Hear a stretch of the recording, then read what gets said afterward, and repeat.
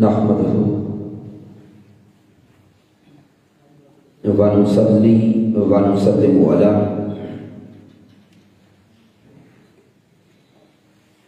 سيدنا ومولانا محمد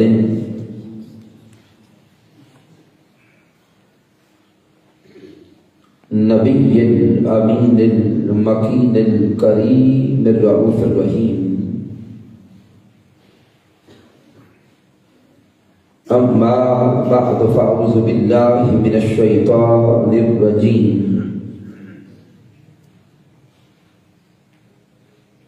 بسم الله الرحمن الرحيم. قال الله تبارك وتعالى في القرآن المجيد: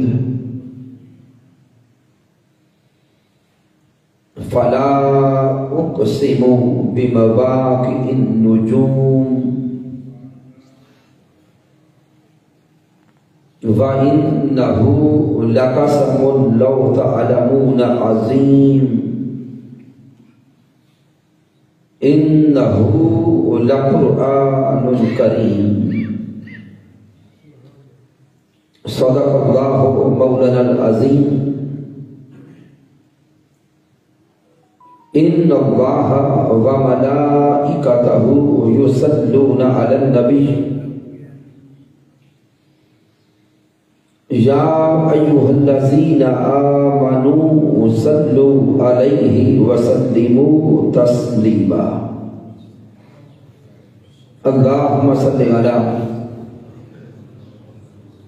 سيدنا ومولانا محمد وعلى آلہ وصحبہ وبارک وسلم. اللہ رب العزت کی توفیق سے اور تاجدار کائنات صلی اللہ علیہ وآلہ وسلم کے نعرین پاک کے تصدق سے رمضان المبارک کی ان وبرکت ساعتوں میں ہم اس عظیم اور خوبصورت مسجد میں تحریک منہاج القرآن عیدگاہ کے زیر اہتمام 5 روزہ دروس عرفان القرآن کی آج دوسری نشست میں حاضر ہیں. ان 5 روزہ دروس عرفان القرآن کے انعقاد پر ہدیہ تبریک و تعظیم پیش کرتا ہوں. تحریک منہاج القرآن کے جملہ قائدین و کارکنان کو اور تحریک منہاج القرآن کے تمام فورمز، منہاج القرآن علماء کونسل، منہاج القرآن یوتھ لیگ، مصطفی اسٹوڈنٹس موومنٹ، پاکستان عوامی تحریک اور بالخصوص منہاج القرآن ویمن لیگ کی اپنی ماؤں، بہنوں اور بیٹیوں کو کہ جن کو رب کائنات نے اس ماہ رمضان کی بابرکت گھڑیوں میں اپنے پاک کلام کی خدمت کے لیے چنا ہے. اللہ رب العزت سب کی کاوشیں اپنی بارگاہ اقدس میں قبول فرمائے. سامعین محترم، جیسا کہ اشتہارات کے ذریعے اور اعلانات کے ذریعے آپ جان چکے ہیں کہ ہمارے آج کے درس عرفان القرآن کا موضوع عظمت قرآن ہے.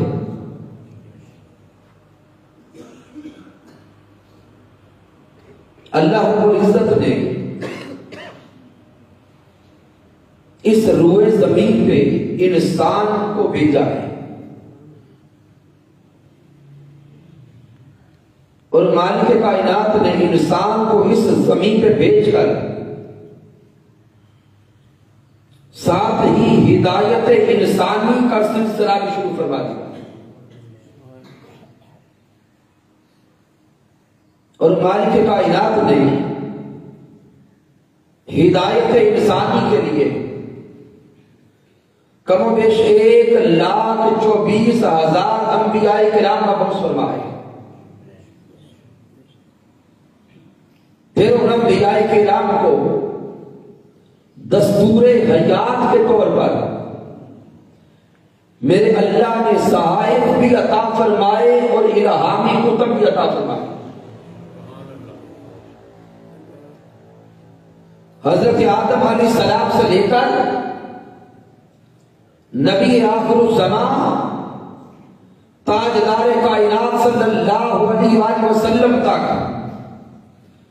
یہ نبوت کا سلسلہ چلتا ہے.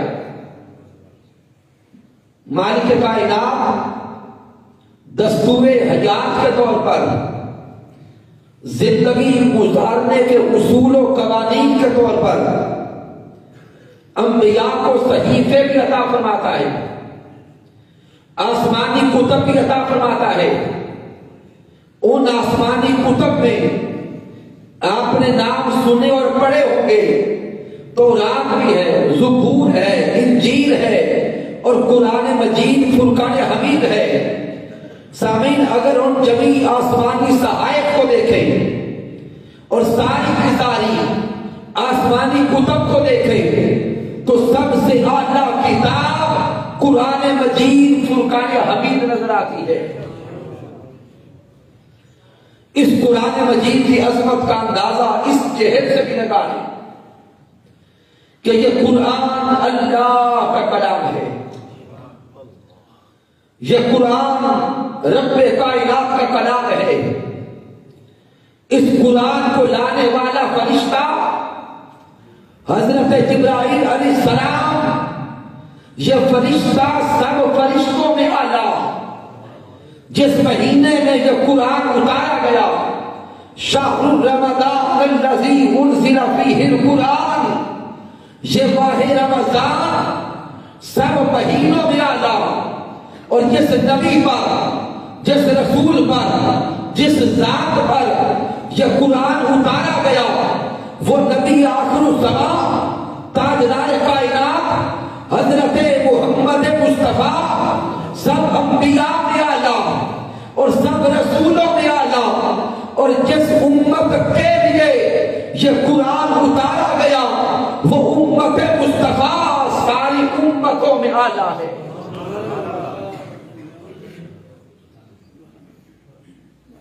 اب آئیے سامعین محترم، قرآن مجید فرقان حمید کی آیہ کریمہ کی طرف توجہ کریں. آج کے درس عرفان القرآن کے لیے سرنامہ کلام کے طور پر سورۃ الواقعہ کی آیات کریمہ تلاوت کرنے کا شرف حاصل ہوا. یہ 27واں پارہ ہے اور سورۃ الواقعہ کا نمبر 56 ہے. آیت کریمہ نمبر 75 سے لے کے آگے چند آیات مبارکہ کی تلاوت کرتے جائیں. اللہ رب العزت ارشاد فرما رہا ہے فَلَا أُقْسِمُ بِمَوَاقِعِ النُّجُومِ. میرا اللہ فرماتا ہے کہ میں ہر اس مقام کی قسم کھاتا ہوں جس مقام پہ قرآن اترا ہے. اللہ رب العزت کی انداز بیان پہ غور کریں اور لطافت معرفت قرآن پہ غور کریں. وہ مالک کائنات کو فرما رہا ہے فَلَا أُقْسِمُ بِمَوَاقِعِ النُّجُومِ کہ میں رب ہو کر، میں خالق و مالک ہو کر ہر اس مقام کی قسم کھاتا ہوں جس مقام پہ قرآن اترتا رہا. اور آگے بہت کر اللہ فرماتا ہے وَإِنَّهُ لَقَسَمٌ لَوْ تَعْلَمُونَ عَظِيمٌ. اگر تم شعور رکھتے ہو، فہم رکھتے ہو، علم رکھتے ہو تو تم جان لو کہ یہ قسم کتنی بڑی قسم ہے. سامعین محترم غور کریں، یہاں اللہ فرماتا ہے یہ قسم کتنی بڑی ہے، یہ قسم کتنی بڑی ہے. ارے غور کریں، مالک کائنات جب یہ فرما رہا ہے کہ لو تعلمون عظیم، کہ اگر تم جان لو تو سمجھ جائے گی کہ یہ قسم کتنی اعلیٰ ہے، یہ قسم کتنی عرفہ ہے، یہ قسم کتنی عظیم ہے۔ سامعین اب سوچو تو صحیح، اگر قسم اتنی عظیم ہے تو جس شے کی قسم کھائی جا رہی ہے وہ شے کتنی عظیم ہوگی، اور وہ شے کیا ہے؟ وہ اللہ کا قرآن ہے۔ اور اللہ قسم پورے قرآن کی نہیں کھا رہا، ہر اس مقام کی کھا رہا ہے جس مقام پر قرآن کا کوئی حصہ اترا، جس مقام پر قرآن کی کوئی آیت اتری، جس مقام پر قرآن کا کوئی ٹکڑا اترا۔ ارے اب سوچتے تو چلے جاؤ، جس مقام پر بھی قرآن کی کوئی ایک آیت یا چند آیات یا کوئی ایک سورت اترتی گئی، وہ رب فرماتا ہے کہ میں رب ہو کر اس مقام کی قسم کھاتا ہوں۔ آپ آئیے اس سے پھر نقطے پہ غور کریں کہ رب کائنات اس آیہ مبارکہ میں کس مقام کی قسم کھا رہا ہے۔ یہ نقطہ سمجھنے کے لیے ہمیں دیکھنا ہوگا کہ قرآن مجید کہاں کہاں پہ اترا ہے۔ تو آئمہ علوم القرآن بیان کرتے ہیں کہ نزولی اعتبار سے قرآن مجید فرقان حمید کی آیات بینات اور سورتوں کو دو حصوں میں تقسیم کیا گیا ہے۔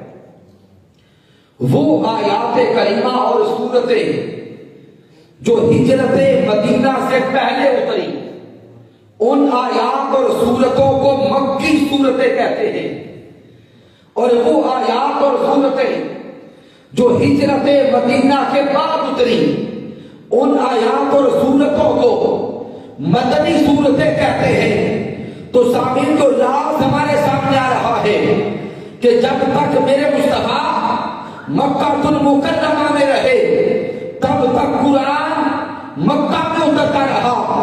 جب میرے مصطفیٰ مکہ کو چھوڑ کر مدینہ تشریف لائے تو قرآن مدینہ المنورہ میں اترتا رہا۔ اگر میرے مصطفیٰ مقام احد پہ گئے تو قرآن مقام احد پہ اترا۔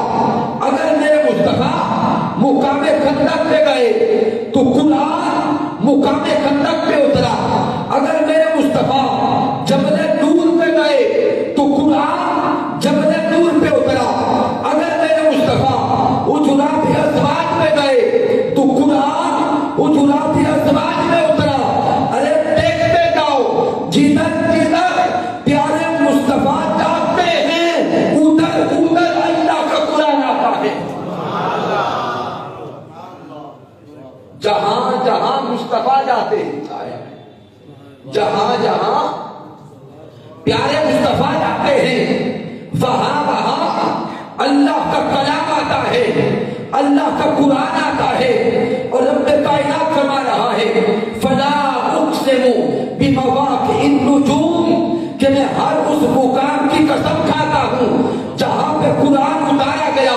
ارے دیکھو تو صحیح، اگر میرے حبیب مکہ میں تھے تو قرآن مکہ المکرمہ میں اترا، تو وہ رب کائنات مکہ کی قسم کھاتا ہے۔ میرے مصطفیٰ مدینہ تشریف لائے تو قرآن مدینہ المنورہ میں اترا، تو رب کائنات مدینہ المنورہ کی قسم کھاتا ہے۔ اگر میرے مصطفیٰ مقام احد پہ گئے تو قرآن مقام احد پہ اترا، تو رب کائنات مقام احد کی قسم کھاتا ہے۔ اگر میرے مصطفیٰ جبل نور پہ گئے تو قرآن جبل نور پہ اترا، تو رب کائنات جبل نور کی قسم کھاتا ہے۔ ارے جدھر جدھر مصطفیٰ جاتے ہیں ادھر ادھر اللہ کا قرآن آتا ہے، اور جدھر جدھر اللہ کا قرآن آتا ہے اس مقام کی قسم رب کائنات کھاتا ہے۔ فلا اقسم بمواقع النجوم، ہر اس مقام کی قسم جہاں پہ قرآن اتارا گیا۔ اب سامعین محترم، اگر ان قسموں کو جدا جدا دیکھیں تو درجنوں مقامات کی قسم ہے. اگر ان قسموں کو جدا جدا دیکھیں تو پھر درجنوں مقامات کی قسم. اب غور تو کریں، یہ سارا قرآن کسی ایک مقام پہ بھی اترا. یہ سارے کا سارا قرآن کسی ایک مقام پہ بھی اترا. جدا جدا دیکھا تو درجنوں مقامات نظر آئے. تو مالک کائنات نے ہر اس مقام کی قسم کھائی جہاں پہ قرآن کا کوئی ٹکڑا اترا، جہاں پہ قرآن کی کوئی آیت اتری، جہاں پہ قرآن کی کوئی سورت اتری. ارے قسموں کو جدا جدا دیکھا تو درجنوں مقامات کی قسم تھی. ساری قسموں کو ملا کے دیکھا تو سارے کا سارا قرآن قلب محمد مصطفیٰ کو اترا ہے. یہ سارے کا سارا قرآن سینہ مصطفیٰ پہ اترا ہے. ارے آپ غور کریں، فلا اقسم بمواقع النجوم کہہ کر رب کائنات فرماتا ہے سونیا تیرے سینہ اقدس کی قسم، میرے ساجم تیرے قلب اطہر کی قسم. نعرہ تکبیر، نعرہ رسالت، نعرہ حیدری، عظمت قرآن. اے محبوب مکرم تیرے سینہ اقدس کی قسم، تیرے قلب اطہر کی قسم، وہ کلام جس کے وزن کو اور جس کی ہیبت کو کوئی شے برداشت نہ کر سکی، وہ سارے کا سارا قرآن تیرے سینہ اقدس پہ اترتا رہا اور وہ سارا قرآن تو قلب اطہر میں سموتا رہا. اب سامعین محترم جب اس آیت مبارکہ سے ابتدائی نقطہ سمجھ گئے، آئیے اب لفظ قرآن پہ غور کریں. ہم مسلمان ہیں الحمدللہ، بچپن سے ہم نے قرآن مجید کی زیارت بھی کی ہے، تلاوت بھی کی ہے، دیکھا بھی ہے، لیکن بڑے کم لوگ جانتے ہیں کہ لفظ قرآن کا معنی کیا ہے. آج لفظ قرآن کا صرف ایک معنی سمجھ لیا ہے. حضور شیخ الاسلام ڈاکٹر محمد طاہر القادری مقدس والی کی کتاب ہے منابحث العرفان فی لفظ القرآن. اس کتاب میں حضور شیخ الاسلام بیان کرتے ہیں کہ لفظ قرآن کے 4 مادہ اشتقاق ہیں، لیکن آج کے درس عرفان القرآن میں اتنا وقت نہیں ہے کہ چاروں مادہ اشتقاق پہ بحث ہو سکے. میں صرف ایک مادہ اشتقاق بیان کرتا ہوں. لفظ قرآن کا ایک مادہ ہے قرأ. کیا لفظ ہے؟ قرأ. اس کا معنی ہے جمع ہونا یا جمع کرنا. جمع ہونا یا جمع کرنا. اس مادہ کے اعتبار سے جب لفظ قرآن بنے گا تو اس کا معنی ہوگا قرآن وہ عظیم کتاب ہے جس میں رب کائنات نے کائنات کے سب علوم جمع فرما دیے. قرآن وہ عظیم کتاب ہے جس میں اللہ رب العزت نے کائنات کے سب علوم جمع فرما دیے. کائنات کی ابتدا کا علم بھی اسی قرآن میں ہے. کائنات کے نشو و نما پانے کا علم بھی اسی قرآن میں ہے. تصویر کائنات کا علم بھی اسی قرآن میں ہے. انسان کے چاند پہ قدم رکھنے کا علم بھی اسی قرآن میں ہے. اور اس کائنات کی انتہا کا علم بھی اسی قرآن میں ہے. سب علوم میرے اللہ نے قرآن میں جمع فرما دیے. اور مالک کائنات نے پھر سورۃ الانعام میں ارشاد فرمایا ولا رطب ولا یابس الا فی کتاب مبین. یہ وہ عظیم کتاب ہے جس میں ہم نے ہر خشک و تر شے کا علم جمع فرما دیا. میرا اللہ فرما رہا ہے کہ ہر خشک و تر شے کا علم اس قرآن میں ہے. ہر خشک اور تر شے کا علم اس قرآن میں ہے.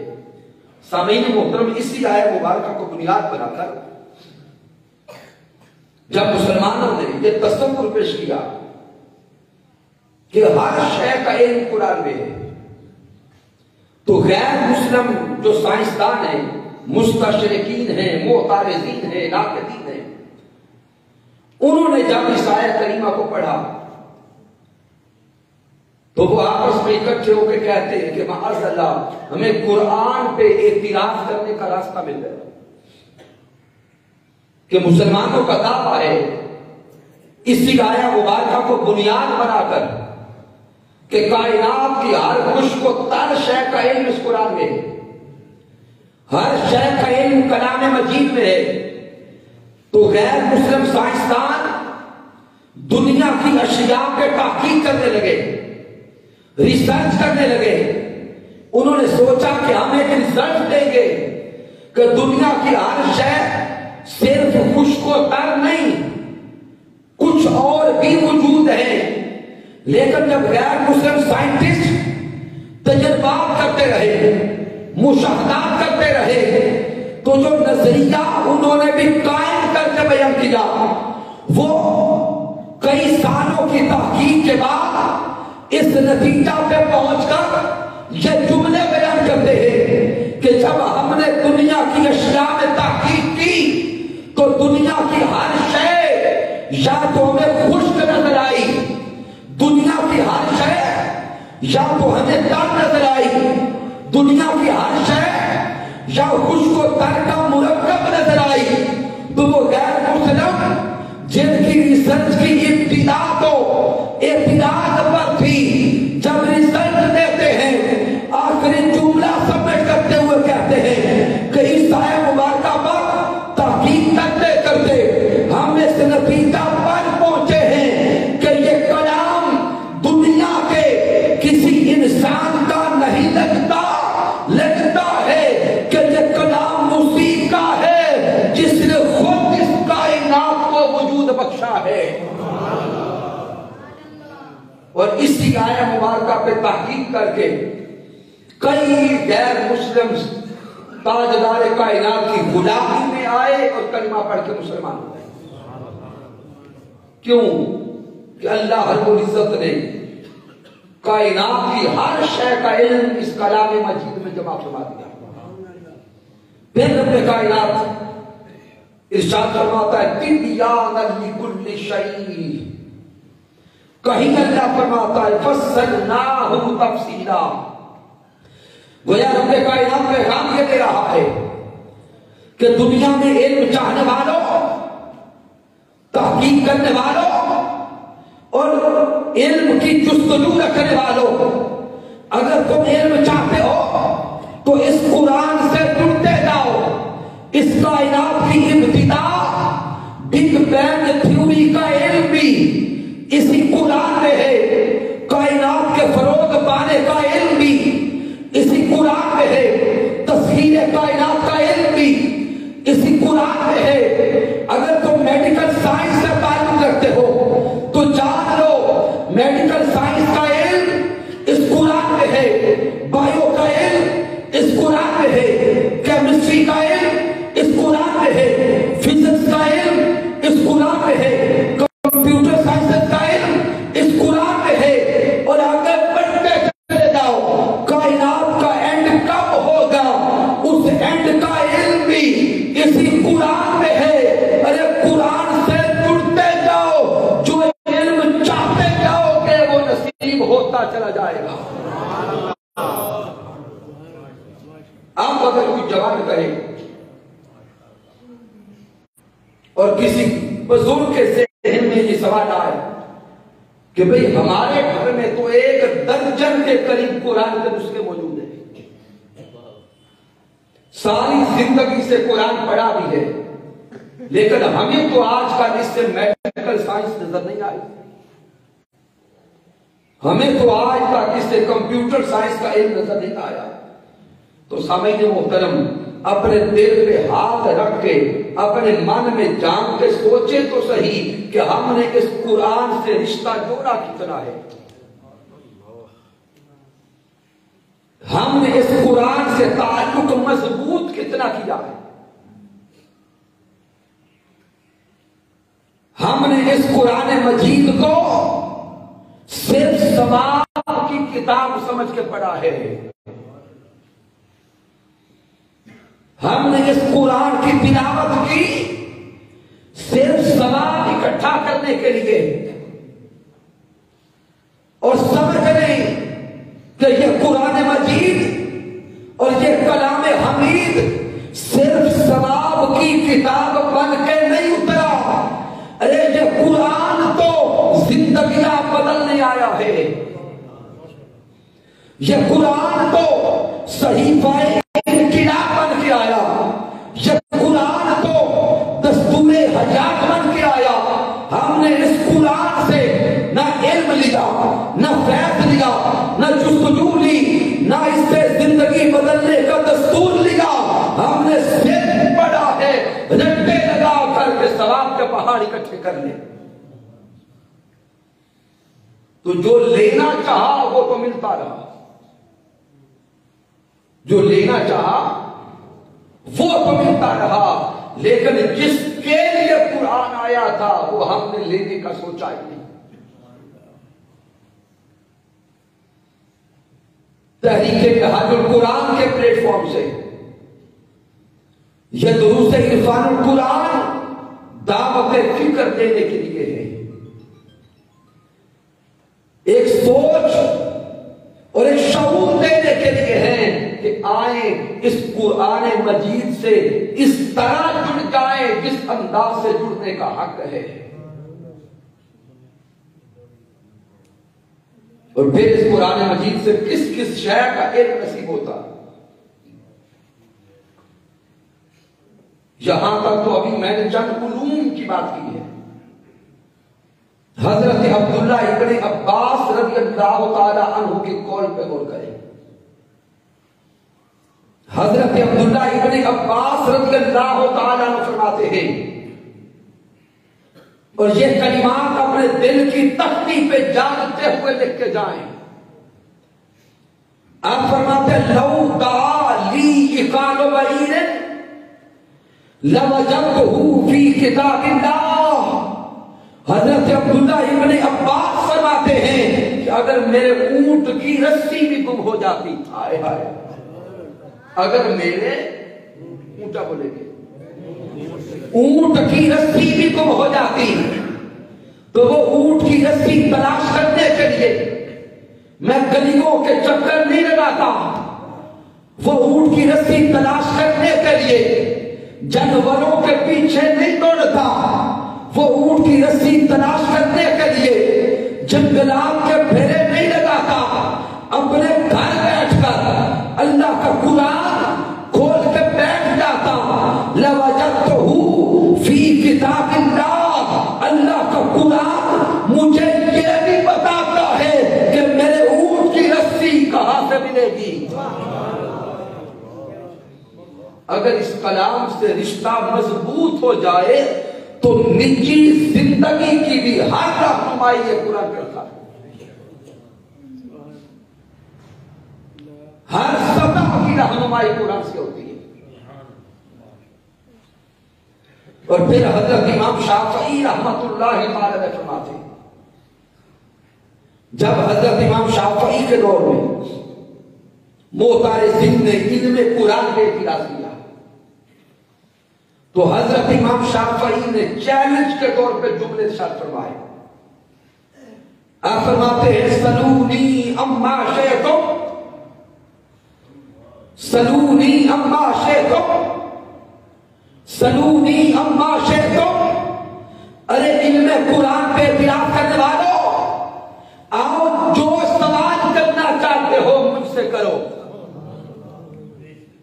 جو سوال کرنا چاہتے ہو شافعی سے کرتے جاؤ، دنیا کے جو سوال لانا چاہتے ہو وہ لاتے جاؤ، تم سوال کرتے جاؤ۔ اخبرکم عنہ فی کتاب اللہ، تم سوال جہاں سے کرنا چاہتے ہو کرتے جاؤ، شافعی تمہارے ہر سوال کا جواب قرآن مجید سے دیتا جائے گا۔ تو سمجھ آئی کہ ہر علم اس قرآن میں موجود ہے۔ اور اب اگر کوئی دوست کوئی جوان یہ کہے کہ علامہ صاحب آپ نے بزرگوں کی متقدمین کی باتیں تو سنا دی، آج کے اس دور میں بتائیں کہ کیا آج کے دور میں بھی کوئی ایسی شخصیت ہے جو ہمارے ہر سوال کا جواب قرآن سے دے؟ کیا آج کے دور میں بھی کوئی ایسی ہستی ہے جو ہمارے ہر مسئلے کا حل قرآن سے دے؟ تو مایوس نہ ہو، ہاں اس دور میں بھی ایک ایسی ہستی موجود ہے، ایک ایسی شخصیت موجود ہے جو ہر مسئلے کا حل قرآن سے دیتی ہے، جو ہر سوال کا جواب قرآن مجید سے دیتی ہے۔ ارے اس ہستی، اس شخصیت کا نام مجدد وقت حضور شیخ الاسلام ڈاکٹر محمد طاہر القادری ہے۔ جو سوال کرتے جاؤ گے ہر سوال کا جواب وہ قرآن مجید سے دیتے جائیں گے۔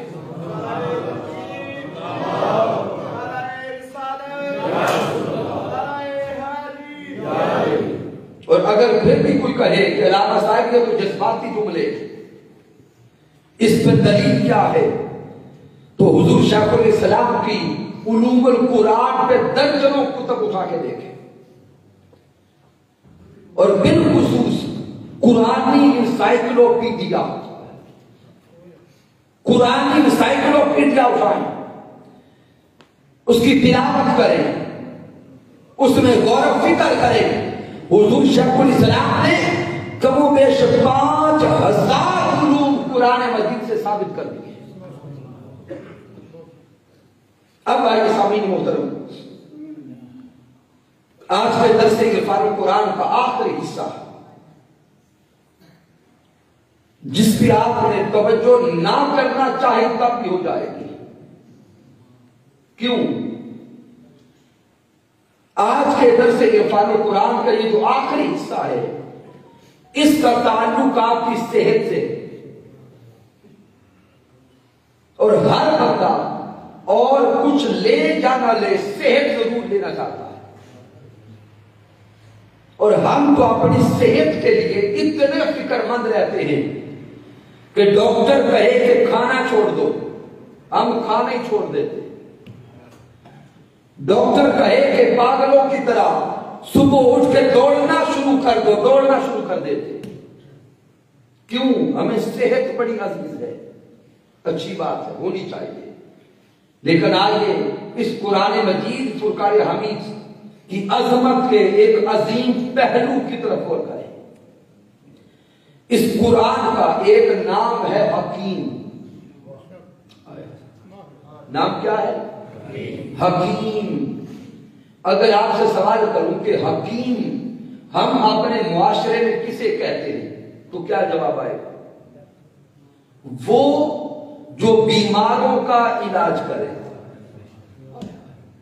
جو بیماروں کا علاج کرے۔ تو اس قرآن کا ایک نام رب کائنات نے حکیم رکھا ہے۔ آئیے مالک کائنات سے سوال کرے، اے مولا ہم تو حکیم اسے کہتے ہیں جو بیماروں کا علاج کرتا ہے، مولا بتا کیا تیرا قرآن بھی بیماروں کا علاج کرتا ہے؟ کیا یہ قرآن بھی بیماروں کا علاج کرتا ہے؟ تو جواب آتا ہے ہاں، وَنُنَزِّلُ مِنَ الْقُرْآنِ مَا هُوَ شِفَاءٌ وَرَحْمَةٌ، یہ قرآن بھی بیماروں کا علاج کرتا ہے۔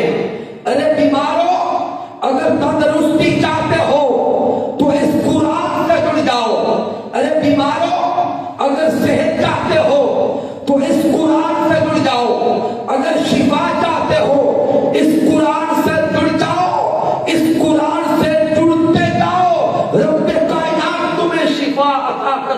گا۔ پھر ذہن میں ایک اور سوال آئے گا کہ مالک کائنات بیماریاں تو کئی طرح کی ہیں، جسمانی بیماریاں بھی ہیں، روحانی بیماریاں بھی ہیں، قلبی بیماریاں بھی ہیں، اور پھر جسمانی بیماریوں کو دیکھیں تو درجنوں طرح کی بیماریاں دنیا کا حکیم، دنیا کا ڈاکٹر کو کسی ایک بیماری میں اسپیشلسٹ ہوتا ہے۔ کوئی ڈاکٹر آئی اسپیشلسٹ کہلاتا ہے، کوئی کڈنی اسپیشلسٹ کہلاتا ہے، کوئی لیور اسپیشلسٹ کہلاتا ہے۔ مولا بتا تیرا قرآن کس بیماری کے علاج میں اسپیشلسٹ ہے؟ کس بیماری کا علاج کروانے اس حکیم کے پاس جائیں تو مالک کائنات کا جواب آتا ہے کہ یہ قرآن الحکیم بھی مطلق ہے، یہ قرآن الشفا بھی مطلق ہے، یہ قرآن الرحمہ بھی مطلق ہے۔ اس لیے بیماری جیسی بھی ہے اس قرآن سے علاج کرا کے جاؤ۔ اگر جسمانی بیماری ہے تب بھی علاج قرآن کرے گا، قلبی بیماری ہے تب بھی علاج قرآن کرے گا، روحانی بیماری ہے تب بھی علاج قرآن کرے گا۔ اس قرآن سے جڑتے جاؤ، شفا نصیب ہوتی جائے گی۔ تو اللہ رب العزت نے اس قرآن کو ہمارا حکیم بنا کے بھی دیتا ہے۔ اب سامعین محترم، بزرگ احباب بالخصوص اور جن کی عمر 30-40 سال کے قریب ہے، وہ میرے اگلے جملوں کو بخوبی سمجھیں گے۔ آج سے اگر 20-30 سال پہلے کہ ایام اپنے ذہن میں لائیں تو جو بیماریاں آج ہمیں گھروں میں نظر آتی ہے، کیا 20-30 سال پہلے یہ بیماریاں تھیں؟ تھوڑا اونچا بولے، نہیں تھی۔ ذہن میں سوال پیدا ہوتا ہے کہ 20-30 سال پہلے یہ بیماریاں کیوں نہیں تھیں، آج کیوں اور کہاں سے اتر آئی؟ تو شاید کسی جوان کا ذہن جواب دے کہ اس وقت کی خوراک اچھی تھی، درست بات ہے، مان لیا۔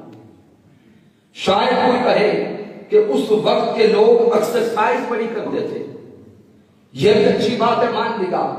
لیکن آپ کی توجہ جس طرح دلانا چاہتا ہوں کہ سامعین، مجھے اپنے بچپن کے دن یاد ہے کہ جب صبح نماز فجر کے بعد مسجد سے نکل کے گھر آتے، جس گلی سے گزرتے ہر گھر سے تلاوت قرآن کی آواز آتی تھی۔ کیا یہ منظر تھے یا نہیں تھے؟ وہ وقت وہ تھے جب صبح ہر گھر میں تلاوت قرآن ہوتی، گھر کے سارے افراد اٹھتے، نماز فجر بھی ادا کرتے، تلاوت قرآن بھی کرتے۔ لیکن آج کے اس مادیت کے دور میں، دنیا کی دوڑ میں، دنیا کے حرص و ہوس نے ہمیں اتنا بدمست کر دیا کہ ہم نمازیں بھی بھول گئے، تلاوت قرآن بھی بھول گئے۔ اور پھر آج کے اس انٹرنیٹ کے دور میں، موبائل اور سوشل میڈیا کے دور میں ہمیں راتوں کو 2-2 بجے تک جگانا شروع کر دیا۔ ہم رات 1-2 بجے تک ان موبائلز پر اللہ جانے کیا گندگی دیکھتے ہیں، کیا فحش عریانی دیکھتے ہیں۔ جب رات 1-2 بجے تک گندگی اور فحاشی دیکھیں گے تو صبح اٹھ کر نماز فجر پڑھنا بھی بھول جائیں گے، تلاوت قرآن بھی بھول جائیں گے۔ اور جب سے ہم نے تلاوت قرآن کو چھوڑ دیا، جب سے ہم نے نسبت قرآن کو چھوڑ دیا، جب سے ہم نے تعلق قرآن کو چھوڑ دیا، تب سے بیماریوں نے ہمارے گھروں کے راستے دیکھ لیے۔ اگر ان بیماریوں سے نجات چاہتے ہیں اور بیماریوں سے چھٹکارا چاہتے ہیں، آئیے پھر سے پلٹ آئیں اللہ کے کلام کی طرف، اللہ کے کلام کی طرف۔ اور آج کے دور میں اگر اس کلام مجید سے ہمارا رشتہ ہے ابھی تو کتنا ہے، یا تو یہ قرآن اٹھاتے ہیں بیٹیوں کو گھر سے رخصت کرنے کے لیے، یا قرآن پڑھتے اور پڑھاتے ہیں جب کسی کی روح نہ نکل رہی ہو تو اس کی جان نکالنے کے لیے،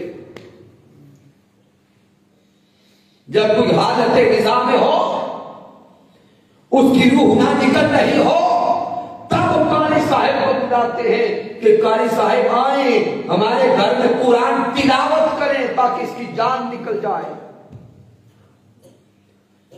ارے دل پہ ہاتھ رکھ کے سوچے تو صحیح، معاذ اللہ کیا یہ قرآن جانیں نکالنے کے لیے اترا؟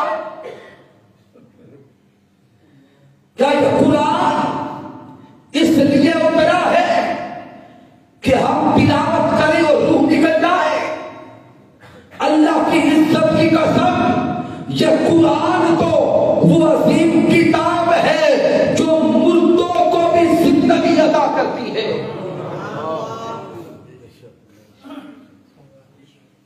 اور ہم نے روح نکالنے کا سبب سمجھ لیا،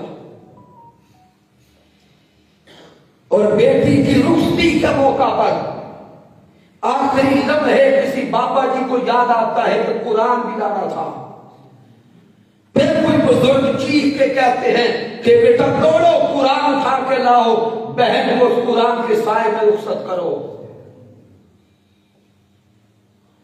جب قرآن کا سایہ کرتے ہیں تو کیا قرآن مجید سوال نہیں کرتا ہوگا آج میرے سائے میں برکت لینے کے لیے بیٹی کو رخصت کرنے والوں، رات کو جب مہدی کے نام پر ناچ گانا چل رہا تھا، جب مہدی کے نام پر ڈانس اور گانے چل رہے تھے، لڑکوں لڑکیوں کا اختلاف تھا کہ قرآن پوچھتا نہیں ہوگا، اس وقت میری تعلیمات کہاں تھی؟ ہم نے اس قرآن کو بھی اپنی مرضی سے استعمال کرنا شروع کر دیا۔ قرآن کیا کہتا ہے یہ سمجھنے کی کوشش بھی کبھی نہیں کی۔ اگر تو ہم واقعی مسلمان ہیں، اگر تو ہم واقعی اس قرآن سے محبت کرتے ہیں اور ہمارا دعویٰ عشق مصطفیٰ سچا ہے تو آئیے کوشش کریں اس قرآن کے ساتھ اس طرح سے جڑ جائیں جیسے اللہ اس کے رسول نے چاہا ہے۔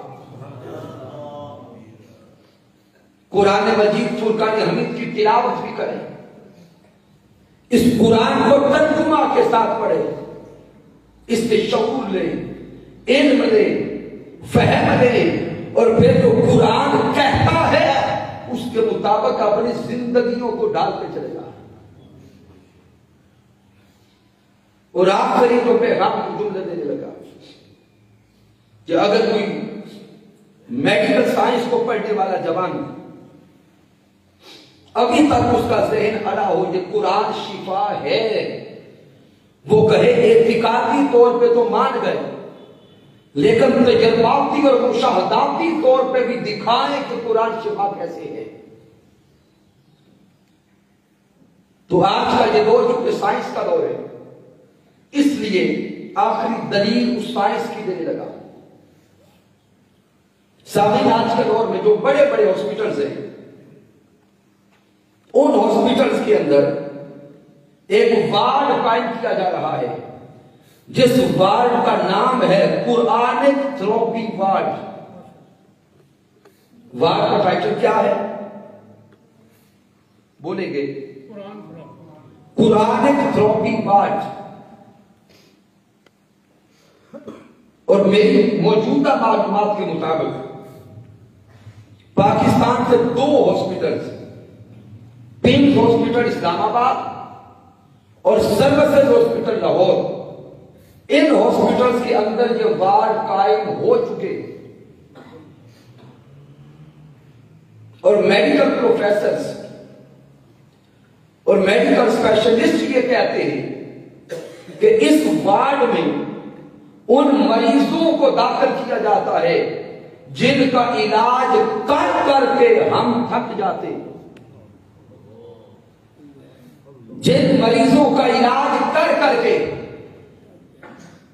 آخر کار ان کو لا علاج کہتے ہیں اور یہ کہہ دیتے ہیں کہ دنیا کی کسی دوائی میں اس بیماری کا علاج نہیں ہے، ان مریضوں کو پھر قرآن کے وارڈ میں بھیجا جاتا ہے اور اس وارڈ میں ان مریضوں کو صبح دوپہر شام میڈیسن دی جاتی ہے، دوائی دی جاتی ہے، اور ان مریضوں کو وہ میڈیسن کیا دی جاتی ہے؟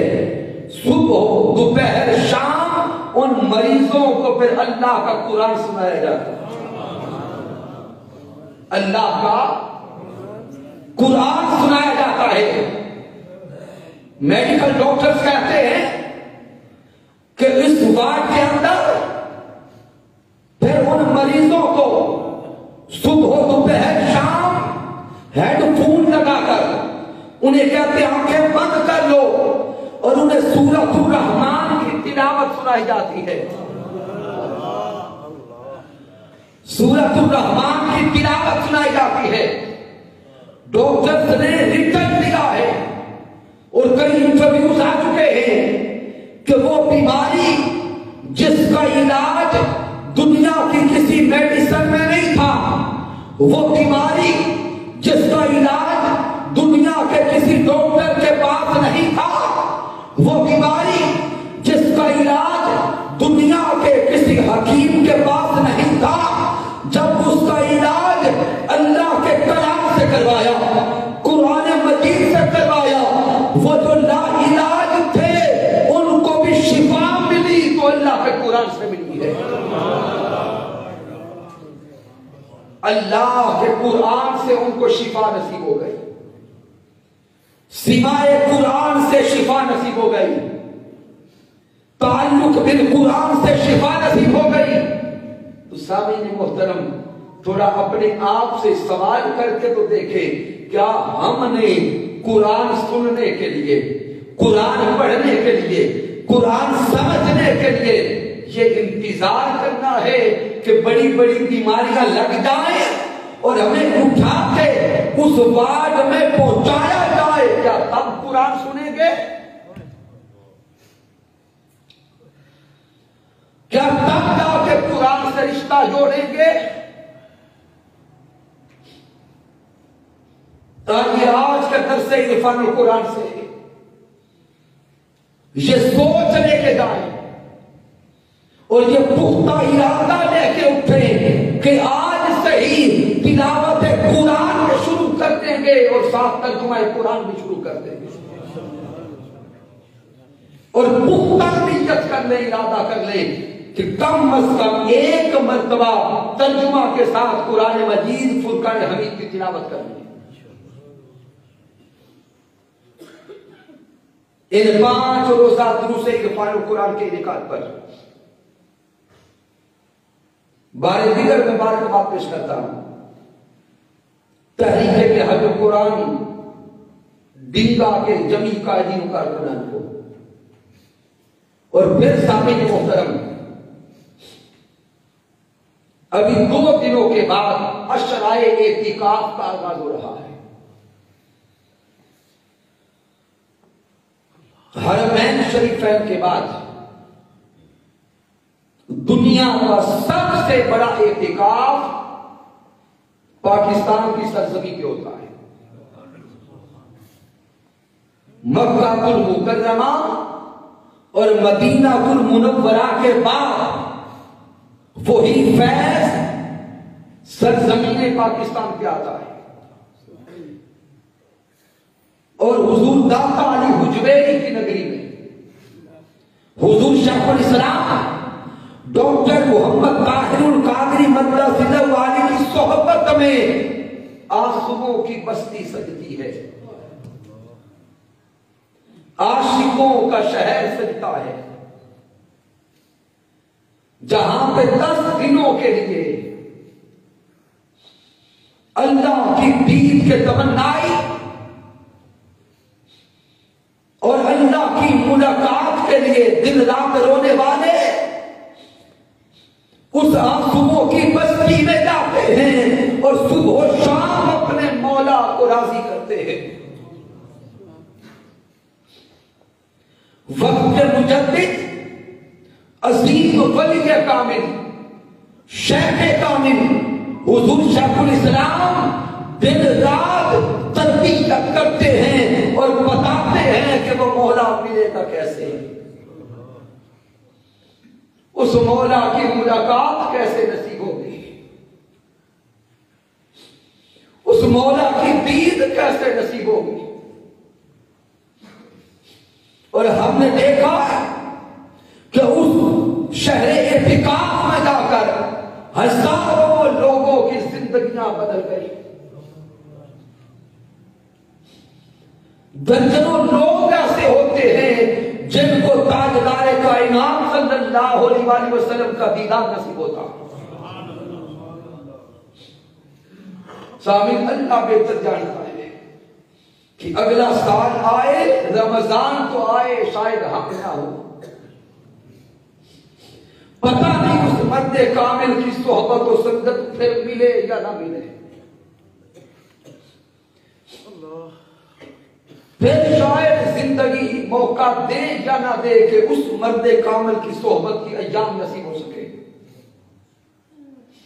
مالک کائنات کو قرآن میں فرمایا وَاصْبِرْ نَفْسَكَ مَعَ الَّذِينَ يَدْعُونَ رَبَّهُمْ بِالْغَدَاةِ وَالْعَشِيِّ يُرِيدُونَ وَجْهَهُ وَلَا تَعْدُ عَيْنَاكَ عَنْهُمْ۔ اللہ کو قرآن میں حکم دیتا ہے بندو اپنے آپ کو ان کی صحبت میں جما لو جو دن رات مولا کی صحبت میں ہوتے ہیں۔ آئیے کوشش کریں کہ حضور شیخ الاسلام کی صحبت سے فائدہ اٹھاتے ہوئے یہ چند دن حضور شیخ الاسلام کی صحبت میں گزار دیں، اعتکاف کا نیت اور ارادہ کریں۔ اگر خود نہیں جا سکتے تو اپنی نوجوان نسلوں کو بھیجیں، جب جوان جائیں گے تو حال اور ہوگا، لوٹیں گے تو زندگی بدل چکی ہوگی۔ اس لیے سستی نہ کریں۔ اور آج کے درس فاروق قرآن میں تشریف لانے والی عظیم شخصیات سب کو اللہ رب العزت ایک ایک قدم پر لاکھوں کروڑوں نیکی عطا فرمائے۔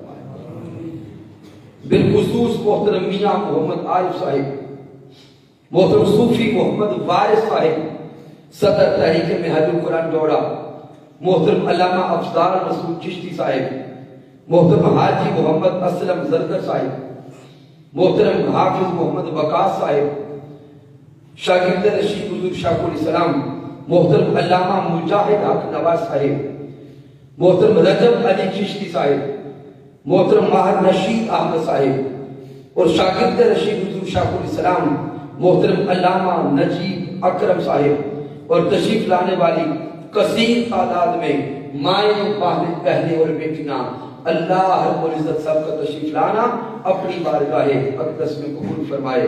کی محمد سے وفات ہونے تو ہم تیرے ہیں، یہ جہاں چیز ہے کیا لوح و قلم تیرے ہیں۔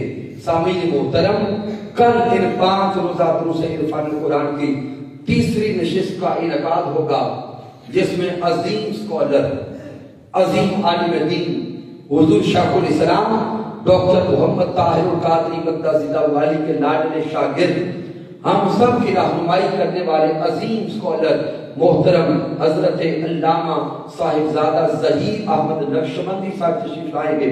لہذا آج جتنے لوگ آئے ہیں کوشش کریں کہ اپنے ساتھ 2 لوگوں کو اور لیں۔